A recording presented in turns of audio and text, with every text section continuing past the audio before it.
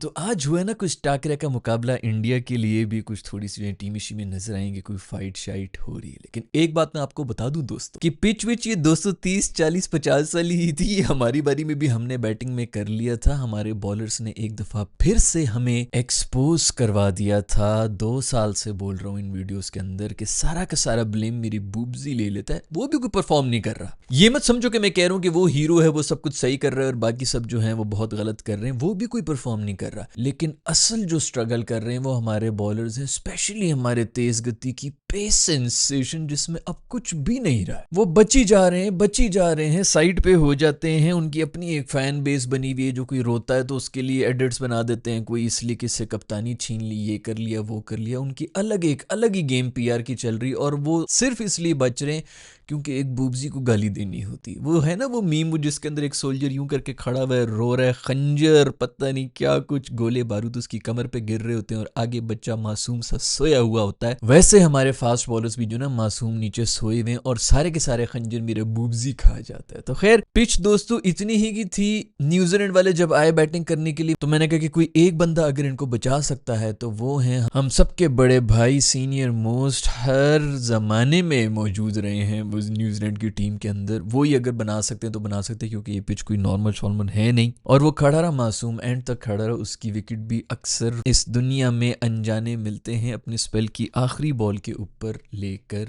चला। खैर भाई आज एक सही टीम से खेला है इंडिया, तो उनको भी थोड़ा सा आइडिया हुआ है कि इधर तो रन बनाना थोड़ा सा मुश्किल है। पाकिस्तान उनको हमेशा पूल में मिल जाता है 2 पॉइंट्स देने के लिए। हम भी मीनोज ही हैं, लेकिन बस हमें जो है वो पुरानी लेगेसी की वजह से एक इमेज बनाया हुआ है, जिसकी वजह से हम अभी भी जो है किसी कैटेगरी में आ जाते हैं। वरना वेस्ट इंडीज़ वाली हालात है ना हमारे, कभी कभी जो है किसी भी टीम को हरा सकते हैं, वरना हम मीनोज ही रह गए हैं। 2 मुफ्त के पॉइंट ही मिल जाते हैं इंडिया को। उसके ग्रुप के अंदर 2 मीनोज आए होते हैं, बाकी सब ग्रुप के अंदर एक होता है। और दूसरे ग्रुप के अंदर अब जिसको मीनो की सीट के ऊपर रखा हुआ था वो था अफगानिस्तान। तो अब सोच लो कि अफगानिस्तान जो कि बांग्लादेश और पाकिस्तान दोनों से बेहतर टीम है, उसको उस ग्रुप में डाला हुआ था। और हमारे यहाँ पे जो है 2, तो न्यूजीलैंड और इंडिया वालों को तो हमारा शुक्रिया अदा करना चाहिए। सबसे पहले तो दोस्तों उनको बाहर निकालो इंडिया में से। वो जो लड़ रहे थे जब स्क्वाड अनाउंस हुआ था कि इतने स्पिनर क्यों भर दिए। 4 स्पिनर्स मेरे ख्याल में कोई 32 ओवर्स आज स्पिन के डाले हैं इंडिया ने। एक ही एक तेज गति का बॉलर होता है, वो होता है मेरा दोस्त पांडू। वो भी विकेटें खैर लेके चला जाता है, उस पर तो बाद में आएंगे। लेकिन क्या कोई स्पिन अटैक था। हमारा स्क्वाड अनाउंस हुआ था, कोई और बात नहीं मैंने की थी। 2 महीने पहले सिर्फ एक बात की थी कि ये पागल तो नहीं हो गए, ये स्पिनर्स क्यों नहीं डाले में इन्होंने। और मैं आपको ये भी बता दूं, ये जो हमारे प्रेस मीडिया वगैरह लगे हुए थे ना जब पिछले दिनों, वो उसने साजिद वगैरह ने स्पिन के ऊपर टेस्ट के ऊपर पकड़ना शुरू किया हुआ था इन कंडीशंस के अंदर, तो हर कोई आके बोल रहा था कि क्या हमारा अब यही फार्मूला होगा ये वो। उस वजह से ना थोड़ी ओवर थिंकिंग, ज़्यादा चालाकी करने के चक्कर में हमने ये नए एक्सपेरिमेंट करने की कोशिश की है। 2 महीने पहले जब ये स्क्वाड अनाउंस हुआ था, वीडियो उठाकर देख लो, मैंने सिर्फ एक बात की थी कि भाई इतना दिमाग ही क्यों लड़ा रहे हो। जब इंडिया भी इन्हीं कंडीशंस में आ रहा है, खेल रहा है, उन्होंने स्पिनर पे स्पिनर भर दिए, तो चुप करके स्पिनर भर दो भाई।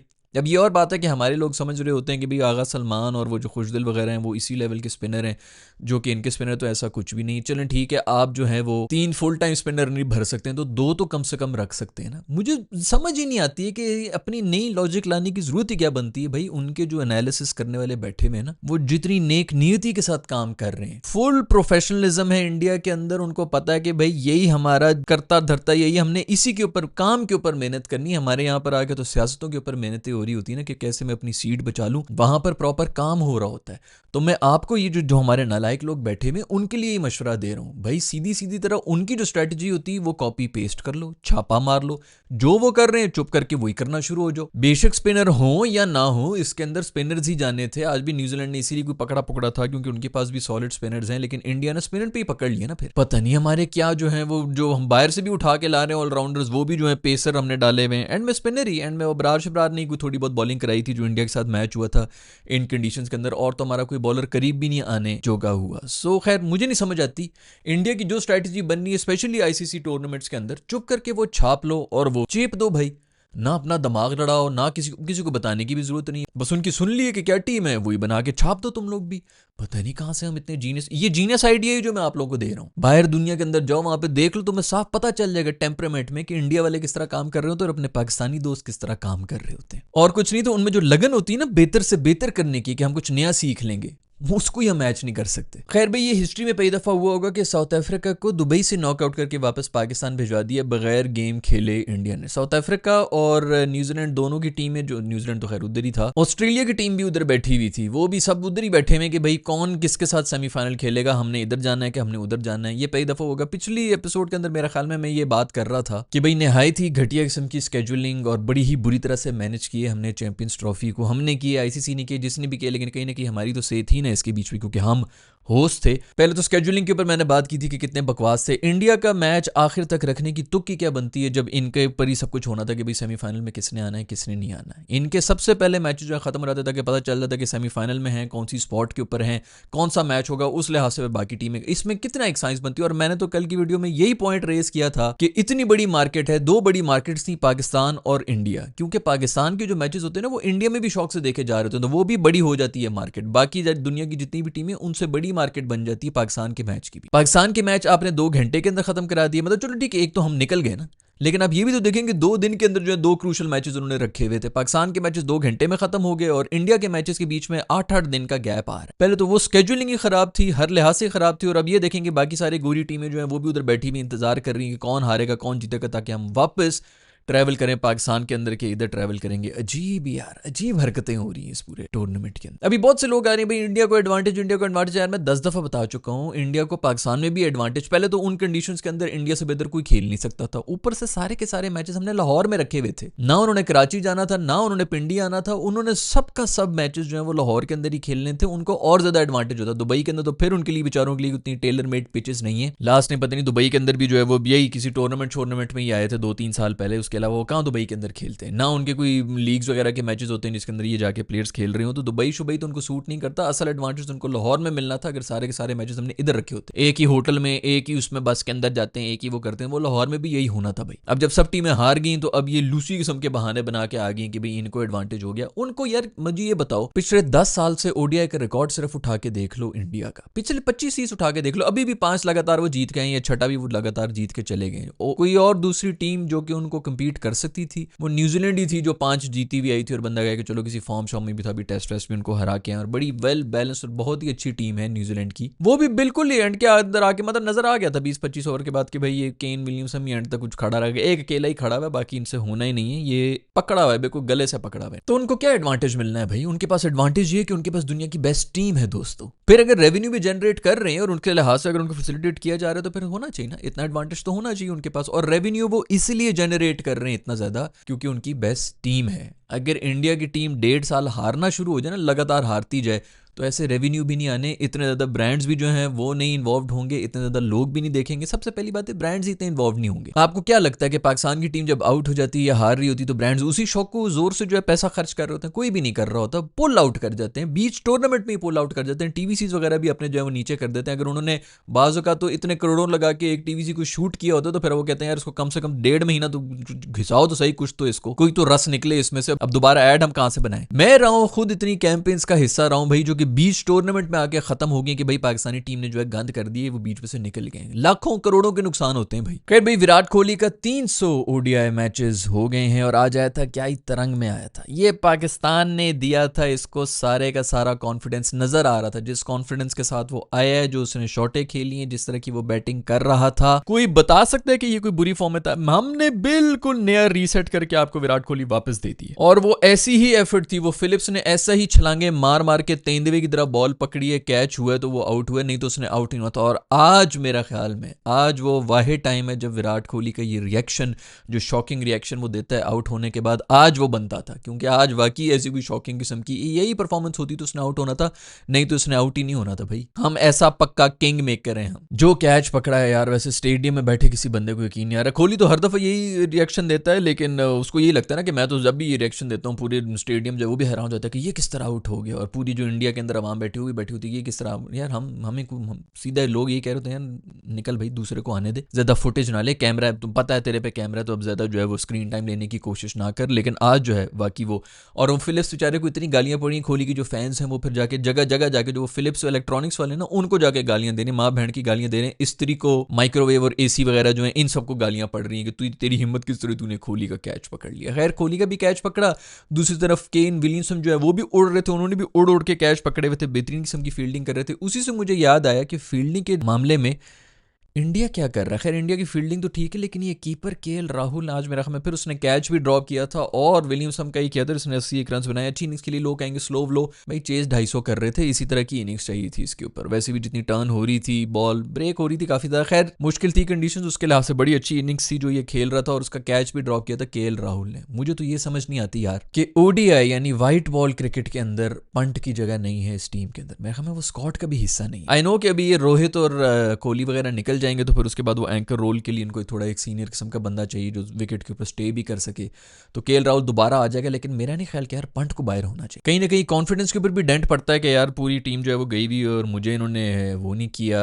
मेरा ख्याल में तो ये बुरा हुआ है और वो कीपर बहुत बेहतर है इससे। उसी से मुझे याद है कि जो फिलिप्स को गालियां दी इसके अंदर लकीम वर्मा भाई जो गाली दे रहे हैं, इनके लिए तो तालियां होनी चाहिए। उन लोगों के लिए भी तालियां होनी चाहिए जिन्होंने इस कमेंट को लाइक भी किया हुए। इन 20 लोगों के लिए भी तालियां बजाओ। खैर जैसे ही टारगेट मिला था 250 रन का और बॉल जितनी टर्न हो रही थी, मैंने तभी कह दिया था अपने दोस्तों के भाई ये नहीं होने लगा, ये घोरों से इतना चेज वेज नहीं होना जितनी ये टर्न हो रही है। वो रानी मासूम को जो है फिर से तुम लोगों ने रेस्ट दे दिया। एक हफ्ते से तो वो रेस्ट ही कर रहा था, 10-10 दिन के बीच में गैप आ रहे हैं तुम लोग के मैचेस के, रेस्ट उसका खत्म ही नहीं हो रहा। उस मासूम को साइड पे कर दिया। खैर आज फिर देख लिया कि स्पिनर्स को बिठाया हुआ था टीम के अंदर, स्पिनर्स ने हिलने ही नहीं दिया। बेचारे कीवीज जो है एंड तक फड़कते रहे, लेकिन नहीं होना था उनसे। रिव्यू नहीं लिया भाई, रिव्यू फिलिप मासूम वैसे तो उसके जो कुछ भी हो रहा है उसको गालियां शालियां पड़ रही है, उसने रिव्यू ही नहीं लिया। उनको भी मेरा ख्याल में भी यही पड़ी हुई कि भाई हमने ऑस्ट्रेलिया के साथ नहीं खेलना है। केन विलियमसन भी खड़ा हुआ है। पहली बात तो यार गंदी अंपायरिंग, एक तो वैसे भी इंपैक्ट जो है वो भी अंपायर्स कॉल के ऊपर है।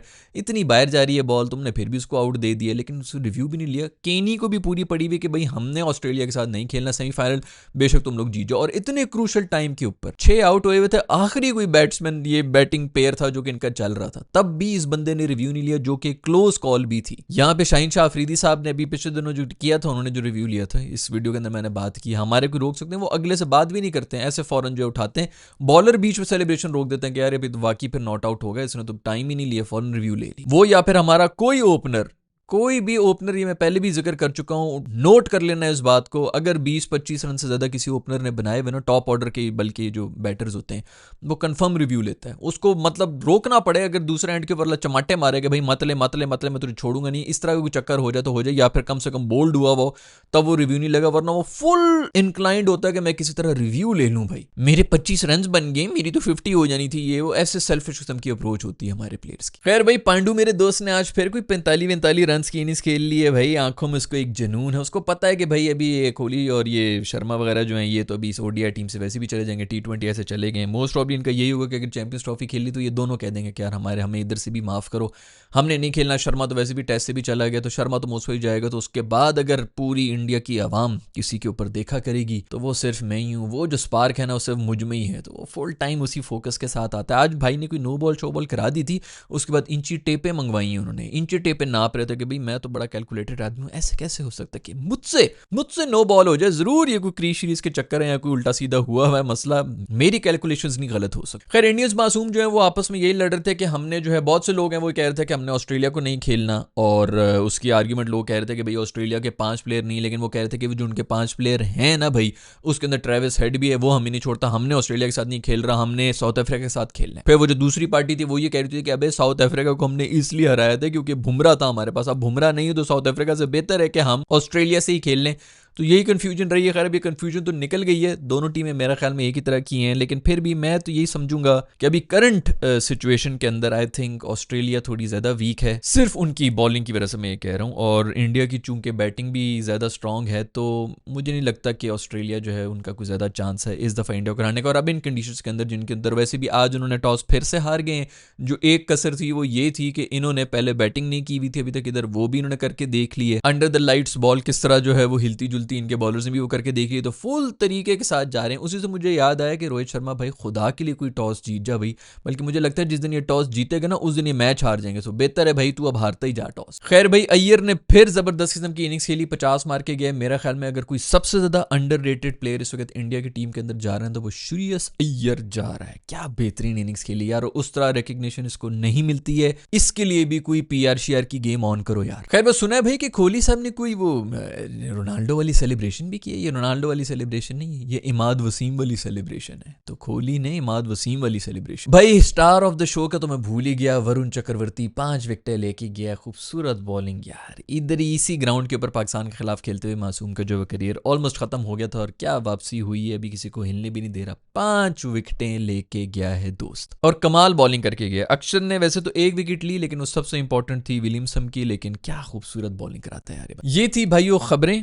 इंडिया, और अब जितने भी ये जो पूल मैचेस थे वो खत्म हो चुके हैं। सो बहुत बहुत मुबारकबाद हो इंडिया को, वो टॉप के ऊपर आ गए हैं हमारे पूल के ऊपर। आई होप कि इंडियंस बहुत खुश होंगे। आपको बहुत बहुत मुबारकबाद हो जो कीवीज हमारे जो देखते हैं। मुझे पता है कि न्यूजीलैंड में बहुत से लोग हैं जो हमारी इस शो को जरूर देखते हैं। उनके लिए मैं बहुत दिल से दुखी हूँ। इतने न्यूजीलैंड के अंदर बंदे नहीं जितने उनकी टीम के अंदर घुस गए, तभी तो वो रचिन वचिन जो है वो इंडियंस भी घुसे हैं। इनकी पूरी नहीं होते, 11 बंदे पूरे नहीं होते न्यूजीलैंड के अंदर खेलने वाले। खैर, आपका इस मैच के बारे में क्या ख्याल है, सेमीफाइनल के बारे में क्या ख्याल है, कौन सी टीम जीतेगी, कौन सी टीम आगे जा रही है, किसको एज है किसको नहीं है, इंडिया की टीम कॉम्बिनेशन क्या होनी चाहिए, चेंज होना चाहिए, किसी तरह 4-4 स्पिनर ही खिलाने चाहिए। मेरे ख्याल में तो यही इसी स्पिन अटैक के साथ जाना चाहिए। सारे मैचेस उनके दुबई के अंदर ही होने, तो इन्हीं कंडीशंस के अंदर स्पिनर से बेहतर कुछ नहीं हो सकता। और उन इंडियंस को टैग करो, वीडियो भी ये भेजो जो कि उस वक्त चीख रहे थे कि भाई इतने ज़्यादा स्पिनर क्यों घुसा दी इन्होंने स्क्वाड के अंदर। आज के एपिसोड में इतना ही दोस्तों, मैं मिलूंगा आप लोग से नेक्स्ट वीडियो के अंदर। अपना ख्याल रखिएगा, अल्लाह हाफिज।